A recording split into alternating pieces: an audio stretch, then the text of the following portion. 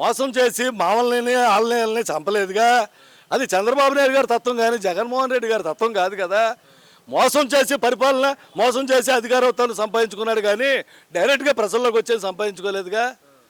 మరి పవన్ కళ్యాణ్ గారు కూడా ఈసారి 11 కాదు 1 పరిమితం చేస్తాను, జగన్ తొక్కేస్తా అంటున్నాడు. చేస్తారు. ఇప్పుడు 11 కాదు 1 చేస్తానంటాడు, 1 కాదు 6 చేస్తానంటాడు.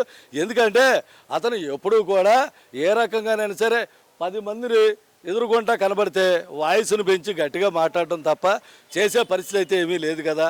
అతను 11ని 1 చేస్తాడా, 1ని 175 చేస్తాడా అనేది రాబోయే భవిష్యత్తులో ప్రజలు చూపిస్తారు. జగన్ గారు పులివెందుల్లోనే ఓడిపోయాడు ఉప ఎన్నికల్లో, జడ్పీటీసీ ఎన్నికల్లో. ఇక ఓడిపోతాడు, పులివెందులో కూడా ఓడగొడతాం అంటారు. మరి 2 సార్లు అతను ఓడిపోయాడుగా, దాని పరిస్థితి ఏంటి? 2 సార్లు అతను ఓడిపోయాడు కదా.